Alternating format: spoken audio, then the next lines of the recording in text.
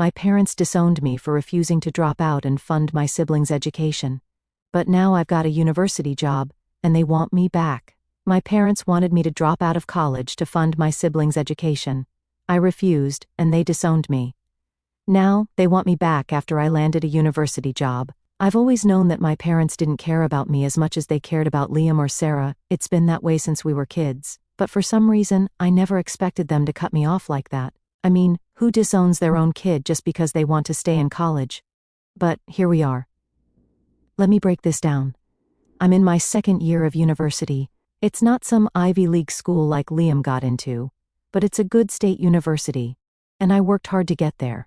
I'm doing fine, nothing spectacular, but I'm passing, and I've got some friends, which is more than I ever had in high school. Things were going all right for the first semester, but then the second semester started, and everything went downhill. It was one of those Saturdays where I'd been in my room all morning doing schoolwork and catching up on some Netflix. I hadn't even thought about what my parents were up to because, frankly, they don't really care what I'm doing anyway. Around lunchtime, they called me downstairs like it was some kind of emergency family meeting. I walked down thinking, oh, maybe they're finally going to ask me about how school's going or show some interest in my life. Yeah, right. I sat down on the couch, and my dad started talking. He was using that lawyer voice he's got, the one where he sounds all reasonable, but you can tell he's just manipulating the conversation. He said, Maya, we've been thinking about your future. We want to talk to you about something important. In my head, I thought, okay, maybe they've got some advice about internships or something. Nope. My dad went on, we've decided that it would be best for you to take a break from college. I swear my brain froze for a second. I literally didn't understand what he was saying. I asked, what do you mean take a break? My mom jumped in with this fake sympathetic tone saying, you've been doing okay, honey, but we think it's time you start contributing more to the family. Liam is starting law school soon, and we need to make sure Sarah's future is secure too. That's when it hit me. They wanted me to quit school and get a job to help pay for Liam's law school and Sarah's college fund. No joke, they didn't even try to sugarcoat it. My own parents were asking me to give up my education, something I've been working hard for so they could support Liam and Sarah. I just sat there, staring at them, trying to process it. Are you serious? I asked. My dad, still in that damn lawyer voice, said, this is a practical solution, Maya. College hasn't been working out as well for you as we hoped. We think it's better if you start working full-time and contribute to the household. You can always go back to school later. Go back later? Like it's that easy. I couldn't believe what I was hearing. I tried to explain that I was doing fine in school, that I had plans for my future, but they weren't having it. My mom, always the queen of passive-aggressive insults, said, not everyone is cut out for higher education, Maya. There's no shame in honest work. At that point, I couldn't hold it in anymore. I lost it. So, you want me to drop out so you can pay for Liam and Sarah? I asked, my voice cracking. What about my future? Do I not matter at all? And you know what they did? My dad sighed like he was so disappointed in me, and my mom just shook her head. My dad said, we've given you plenty of chances, Maya. You've never been as focused as your siblings. We're just being realistic about where you fit in this family. That hit hard, really hard. It wasn't just about the money or school. It was about how they've always seen me. Like I'm some sort of afterthought, a backup plan if Liam or Sarah doesn't pan out in that moment. I realized that no matter what I did, I was never going to be good enough for them. So I did something I never thought I'd have the guts to do. I stood up, looked them dead in the eyes and said, I'm not dropping out. If you're done with me, fine, I'll figure it out on my own. The room went dead silent. My mom looked like she'd just seen a ghost, and my dad just looked pissed. I think they honestly thought I'd cave, that I'd nod my head and agree to their stupid plan. But not this time. I was done being their backup plan. After that whole conversation with my parents, I was still pretty much in shock. Like, what just happened? One minute, I'm in college, doing fine, and the next, I'm being told I'm basically useless and need to quit everything I've been working for to help Liam and Sarah. It was like a slap to the face, but at the same time, I kind of wasn't surprised. This was just how it always was with them. Liam and Sarah were the stars, and I was, the background character. After I told them I wasn't quitting school, things got even weirder. My dad didn't say anything at first, just kind of stared at me like I'd insulted him. Then my mom, of course, started with the tears. Classic. She was sitting there crying and saying, "We're doing this for you, Maya. We just want what's best for the family." But all I could think was, how is this for me? They wanted to sacrifice my future to make sure Liam and Sarah had theirs set up. I was done. I'd had enough of their guilt trips and their constant favoritism. So I told them flat out, "I'm not quitting school. If that's what you want from me, I'll just leave." I expected more yelling, more tears, maybe a fight. But instead, my mom just kept crying. And my dad muttered something about, "You'll regret this decision." But they didn't try to stop me. It's like they didn't even care if I left or stayed. I went upstairs and grabbed my old suitcase. You know, the one we used to take on family vacations. I hadn't used it in years. It felt weird pulling it out, like I was packing for a trip, but this time I wasn't sure when or if I'd be coming back. I started throwing clothes in. Nothing fancy, just essentials, a few pairs of jeans, some t-shirts, my favorite hoodie. I couldn't even think straight. But I knew I had to get out of there before I lost my nerve. As I was packing, I heard my parents downstairs. My mom was still crying, and my dad was pacing back and forth, talking to her like I wasn't even there. He kept saying things like, "She'll come to her senses," and "She's always been difficult." That word, difficult, made my blood boil. It was like they didn't even see me as a person, just a problem to be fixed. It took everything in me not to scream at them. Instead, I just kept packing. I grabbed my laptop, a few notebooks, and the sketchbook I'd been working on. Art's always been my escape, and I figured I'd need it now more than ever. I threw everything into the suitcase and zipped it up. It was heavy, but I didn't care. I was ready to go. The hardest part was walking down the stairs. I could feel my legs shaking, and my stomach was in knots, but I knew I had to do this. My parents were still in the living room, acting like I wasn't even there. My mom had stopped crying and was just sitting there, staring blankly at the wall, while my dad was scrolling through his phone, probably pretending to be busy with work stuff. Typical. I stood there for a second, waiting for one of them to say something, to try and stop me, but they didn't. They didn't even look up. It was like I didn't exist to them anymore, so I grabbed my suitcase, opened the front door, and walked out. The door clicked shut behind me, and that was it. I was gone. I didn't have a plan. I didn't even know where I was going. I just started walking. My heart was racing, and I could feel the weight of everything hitting me all at once. I was officially on my own. No family, no home, just me and my suitcase. I must have walked for miles before I realized I had nowhere to go. I pulled out my phone and texted my friend Sarah. We weren't super close, but she'd always been there when I needed someone to talk to. I told her what happened, and within minutes, she texted back, "Come crash at my place. We'll figure it out." Relief washed over me. At least I had somewhere to go for the night. I grabbed an Uber to Sarah's apartment, and when I got there, she hugged me like I was a lost puppy. She didn't even ask for details right away. Just let me dump my stuff in her spare room and collapse on the couch. It was the first time I'd felt safe in hours. We didn't talk much that night. I was too tired, and she didn't push. We just ordered pizza and watched some trashy reality show on Netflix until I passed out on the couch. The next few days were a blur. I couldn't stop replaying everything in my head. My parents asking me to quit school, the way they acted like it wasn't a big deal, the fact that they didn't even try to stop me from leaving. It was like I'd never really been part of their lives at all. But the longer I stayed at Sarah's, the clearer things became. I realized that, yeah, it sucked to leave home like that. But it was also the first time in forever that I felt like I was in control of my own life. No more bending over backward to please my parents. No more trying to fit into the mold they'd made for me. I could actually live for myself. I spent the next week figuring things out.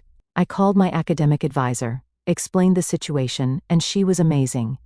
She helped me apply for more financial aid and even got me into on-campus housing.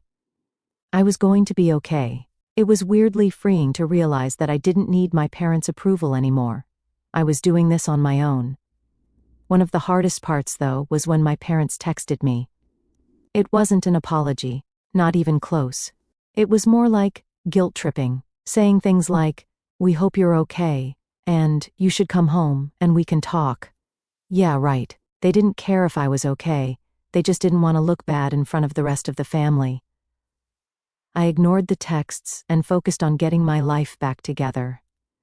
I also reached out to my Aunt Sarah, my mom's sister. She's the black sheep of the family, an artist who never really fit in with my parents' perfect vision of what success looks like. When I told her what happened, she was furious. "They did what?" she yelled over the phone. She offered to help me out financially until I could get back on my feet, and even said I could stay with her during breaks if I needed to. It was the first time in days that I didn't feel completely alone. By the end of that week, I'd moved into my dorm, and I was starting to feel like maybe, just maybe, I'd be okay. I was scared, don't get me wrong, but there was also this weird sense of freedom. For the first time in my life, I wasn't living under my parents' shadow. I could finally breathe. I've been living in my dorm for a while now, just trying to get used to everything. Honestly, it felt strange at first. I'd go to class, come back to my tiny room, and just sit there sometimes. No yelling parents, no guilt trips, just silence. It was a weird feeling, but at the same time, I was getting used to it. I started making friends at school, and my part-time job at the library was actually kind of nice, quiet, with lots of time to think. Anyway, one day, out of nowhere, I got a text from Liam. Yeah, that Liam. The golden boy who could do no wrong. I hadn't heard from him since I left, and honestly, I wasn't expecting to. I figured he'd side with my parents like always. Pretend like nothing was wrong, and keep being the perfect son.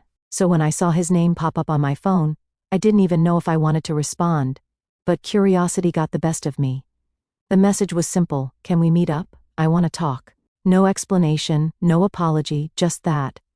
I debated ignoring it, but part of me needed to hear what he had to say. So, after thinking about it for a while, I texted him back and told him we could meet at this little coffee shop halfway between my campus and his law school. At least if things got awkward, I could bail easily. When I walked in, I spotted him immediately. He looked different, not his usual polished, perfect self. His hair was kind of messy, and his clothes weren't as sharp as they usually were. He even looked a little tired for a second. I almost didn't recognize him. This wasn't the Liam I grew up with, the guy who always had everything together. It kind of threw me off. We sat down, ordered some coffee, and there was this awkward silence for a bit. I wasn't sure what to say, and I could tell he was struggling too. Finally, he broke the ice. "I'm sorry," he said, just like that. No build-up, no excuses, just an apology. I raised an eyebrow.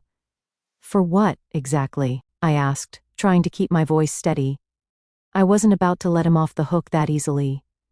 "For everything, I guess," he continued, looking down at his coffee. "For not saying anything when you left, for not sticking up for you all these years. I don't know.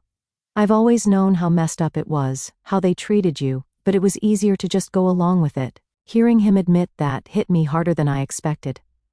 I didn't know what to say. I'd always assumed Liam was clueless, that he was just the golden child who never noticed the way our parents treated me. But to hear him say he knew, that he chose to stay silent, that stung. "So what changed?" I finally asked, still trying to wrap my head around the fact that he was actually apologizing. "Why are you telling me this now?" He let out a sigh and ran a hand through his messy hair. "I don't know, Maya. When you stood up to them, it made me realize how messed up things really are. I always knew, but I didn't want to admit it, you know. I was comfortable. I was the favorite. Why would I want to mess that up?" I nodded slowly, trying to take it all in. "So what do you want from me, forgiveness?" "No," he said quickly. "I'm not asking for that. I just wanted to talk. I wanted you to know that I get it now. And I'm quitting law school." That was the real shocker. Liam quitting law school? The golden child, the future lawyer of the family? It didn't make sense. "Wait, what? You're quitting? Since when?" He looked me straight in the eye for the first time since we sat down. "Yeah. I've been miserable for months. I never even wanted to be a lawyer, you know. That was all Mom and Dad's idea. I've been faking it this whole time because I didn't want to disappoint them. But seeing you leave and actually do something for yourself, it made me realize I can't keep living like this." I was speechless. This was the same guy who never wavered, who always seemed so sure of himself. To hear him admit that he'd been miserable, that he was only doing what our parents wanted, it blew my mind. "So what are you going to do?" I asked, still processing everything. He leaned back in his chair and smiled for the first time. "I'm going to be a teacher. That's what I've always wanted to do. I just never thought it was an option."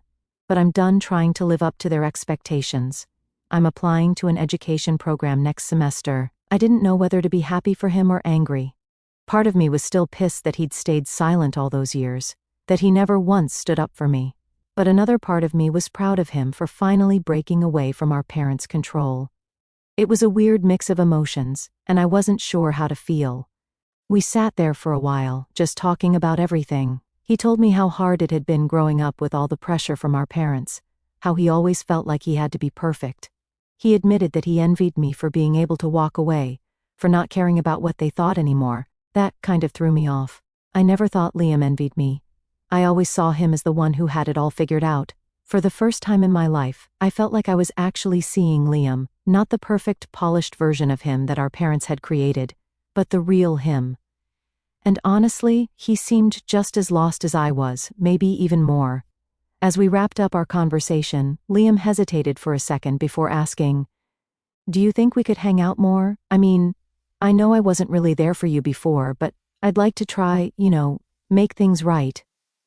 I didn't answer right away. It wasn't something I could just say yes to without thinking. But after everything he told me, after seeing this side of him I never knew existed, I figured maybe it was worth giving it a shot. "Yeah," I said finally. "I think we can try." He smiled. And for the first time in years, it felt like we were actually on the same page. It wasn't perfect, and I still had a lot of anger and resentment to work through, but it was a start. As I walked back to my dorm that day, I couldn't help but feel a weird mix of emotions.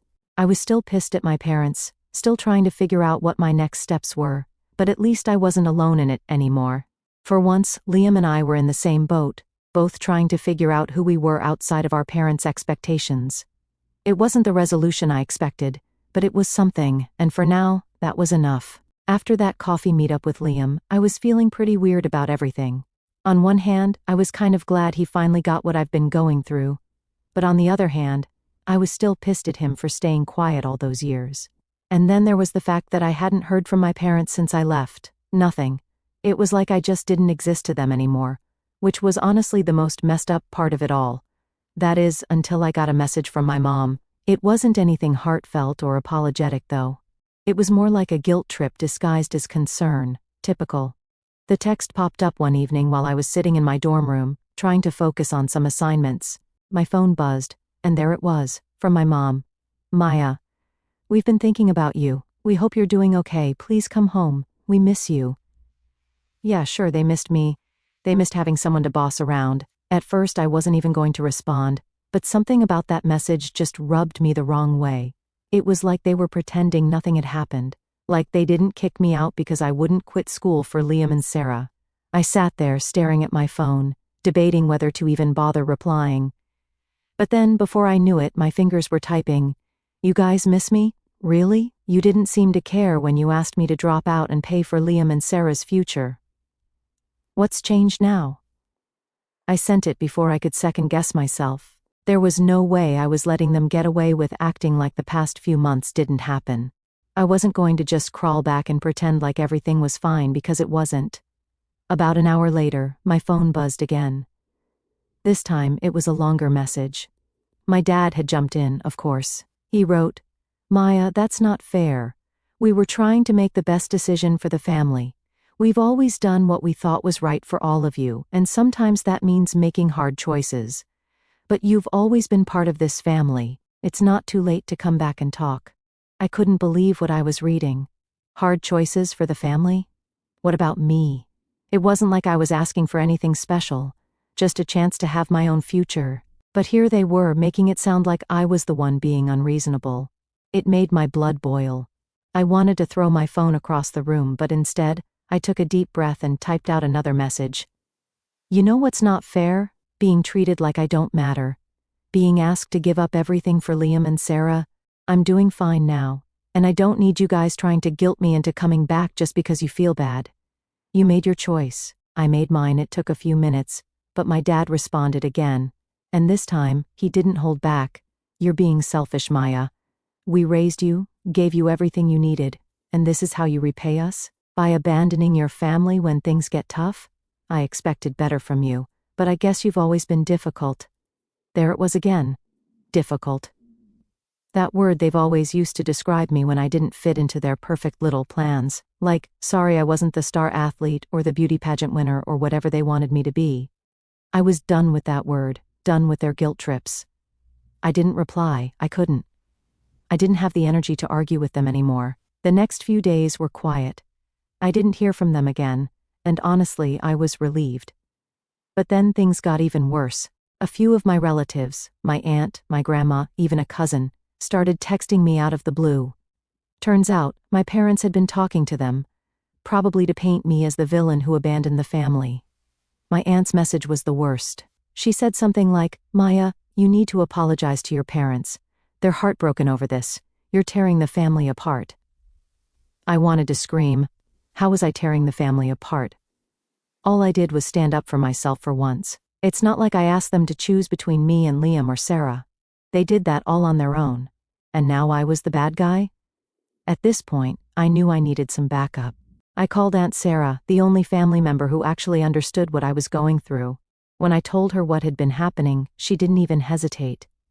"Your parents are full of it, Maya," she said straight up. "They're trying to control you because they're losing their grip. Don't fall for it. You're doing great on your own, and they just can't stand it."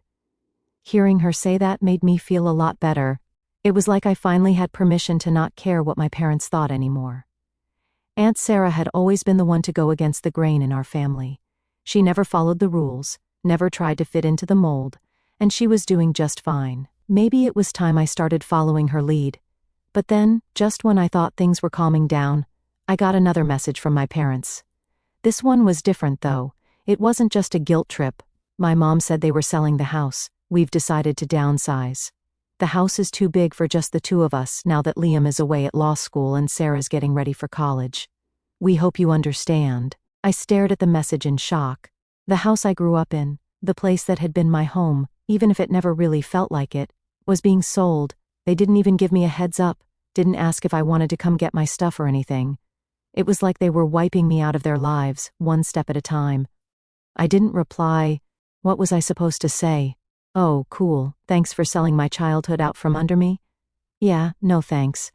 I wasn't going to give them the satisfaction of knowing it hurt me. But it did. A lot. Over the next week, I kept getting updates from other relatives about the house being sold. My parents were moving into some smaller place in a nicer neighborhood apparently. It was like they were setting up this whole new life without me, and I was just supposed to be okay with it. But honestly, as hard as it was, I think it was the final push I needed to really let go. The house, the family, the whole messed up dynamic. It was all behind me now. They'd made their choice, and I'd made mine. There was no going back. By the end of that week, I blocked their numbers. I didn't want to hear from them anymore. I didn't need their guilt trips, or their constant reminders that I was never going to be good enough for them. For the first time in my life, I was truly free. It was scary, but it also felt kind of amazing. After I blocked my parents' numbers, things got kind of quiet. For the first time in what felt like forever, there was no constant barrage of guilt trips or messages from relatives trying to talk some sense into me. It was just peaceful. At first I didn't know what to do with that quiet. It felt weird, like something was missing. I guess I'd gotten so used to the chaos that being on my own, really on my own, was a whole new world. Life started to settle into a rhythm after that. My classes were going well, and I'd gotten the hang of balancing work and school. The library job turned out to be a lifesaver, not just for the paycheck but for the quiet space to clear my head. I wasn't constantly stressed about what my parents thought of me or trying to live up to their expectations. I was just living. But then, out of nowhere, I got another message. This time, it wasn't from my parents or some random relative. It was from Sarah. Yeah, my little sister, who had basically been the perfect princess her whole life, the one who always got the best of everything. From Mom's constant attention to the nicest birthday parties. We hadn't really talked since I left, so seeing her name pop up on my phone was a surprise. Her message was simple. "Hey, can we talk?" I wasn't sure what to make of it. I mean, Sarah had never been mean to me or anything, but she never really stuck up for me either. She was just kind of there, doing her own thing, living in her bubble. So why now? Why did she suddenly want to talk? I debated ignoring it, but after staring at the message for a few minutes, I decided to reply, "Sure, what's up?" We ended up setting a time to talk later that night. I wasn't sure what to expect, and to be honest, I was kind of nervous. What if she was just calling to guilt me too? Or worse, what if she was mad at me for leaving? When I picked up the phone, Sarah's voice was quiet, not the bubbly, happy tone I was used to hearing from her. She sounded different. Right off the bat, she apologized. "I'm sorry, Maya," she said. "I didn't really get it before, about you, about what you've been dealing with." That threw me off. I wasn't expecting her to say something like that. "What do you mean?" I asked, trying to keep my guard up, just in case. Sarah sighed, and I could hear her shifting around on the other end of the phone, like she was struggling to find the right words. "Mom and Dad have been talking a lot about you since you left," she explained. "But I've been thinking about everything too, and I realized they've been kind of awful to you. Like, I always knew things were different for you. But I didn't really see it, you know?" I didn't know what to say. Part of me wanted to be mad at her for not realizing it sooner, but another part of me just felt sad. Sad that she was only just now seeing how messed up things had been. "Yeah, it's been pretty rough," I finally said, trying to keep my voice calm.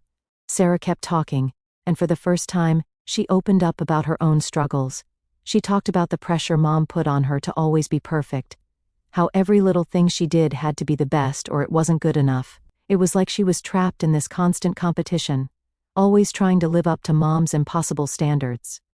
It wasn't the same as what I'd gone through, but I could tell it was weighing on her in a way I hadn't seen before. "I've been so scared of disappointing them," Sarah admitted. "Like if I mess up even once, it'll all fall apart. But seeing you leave and stand up for yourself, it made me realize I don't want to live like that either. I don't want to be perfect all the time." I wasn't sure how to feel. On one hand, I was glad Sarah was finally starting to see things clearly.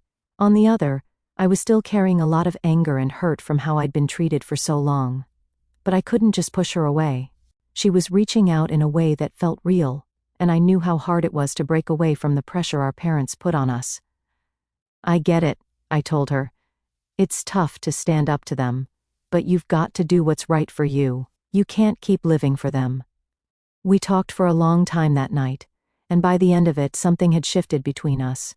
It wasn't perfect, and I still had my guard up, but for the first time I felt like I had a real connection with Sarah. Not the picture-perfect sister she always tried to be, but the real Sarah. The one who was struggling just like I had been. After that conversation, things started to change even more. Sarah and I kept in touch, talking every few days, just checking in on each other. She was still figuring things out, but I could tell she was trying to take control of her own life, not just live the one our parents wanted for her. And in a weird way, I felt proud of her. She was starting to stand up for herself, and that took guts. Meanwhile, I was finally feeling like I was building a life that was mine. I joined a student group for people with toxic family backgrounds, and it was nice to have people to talk to who understood what I was going through.